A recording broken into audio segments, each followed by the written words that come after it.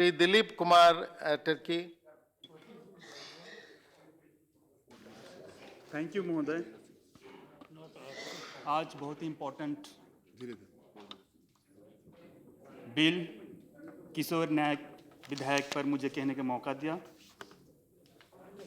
महोदय, आज के समय में जिस प्रकार के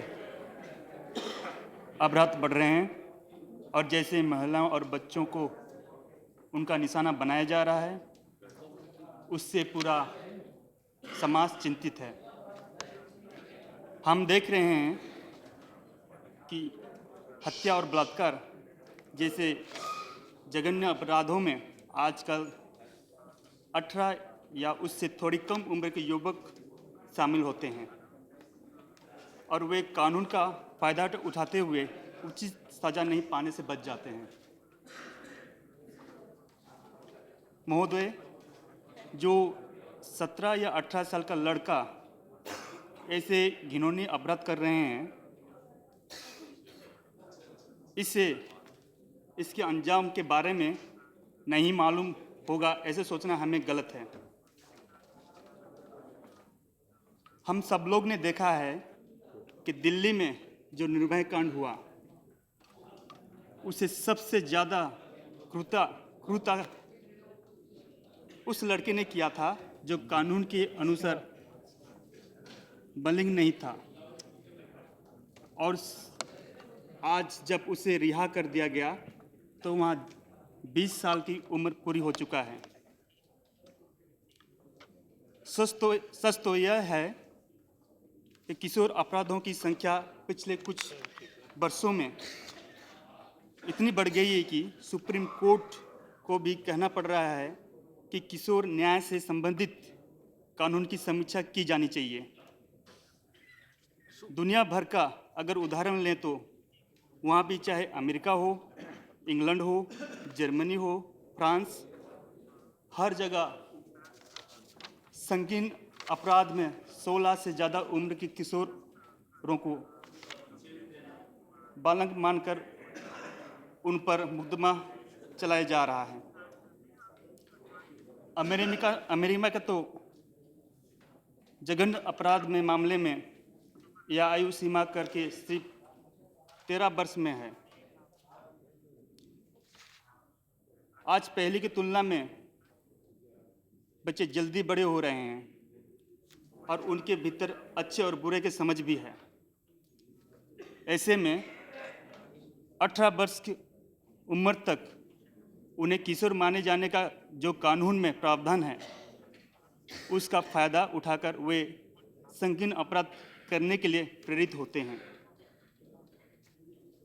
इसलिए इस संशोधन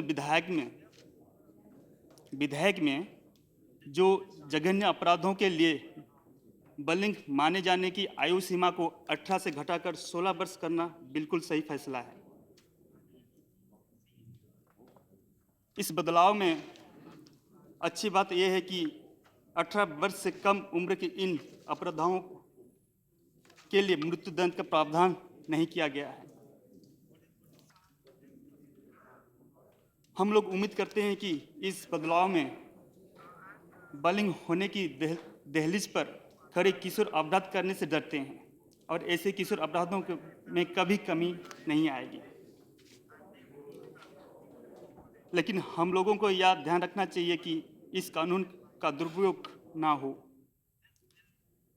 और इसके लिए जिम्मेदारी जिला स्तर के जस्टिस जुवेनाइल बोर्ड की होगी।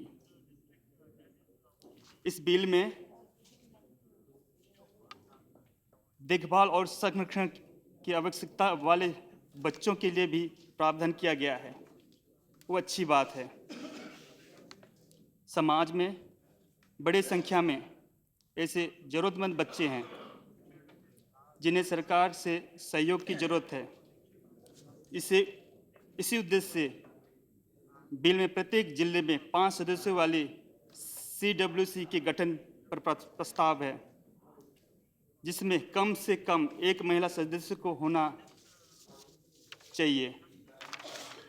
मेरा सुझाव है कि इसमें कम से कम 2 महिला सदस्य होनी चाहिए, क्योंकि हम देख रहे हैं कि आज ज़्यादातर अपराध महिलाओं के खिलाफ ही होते हैं।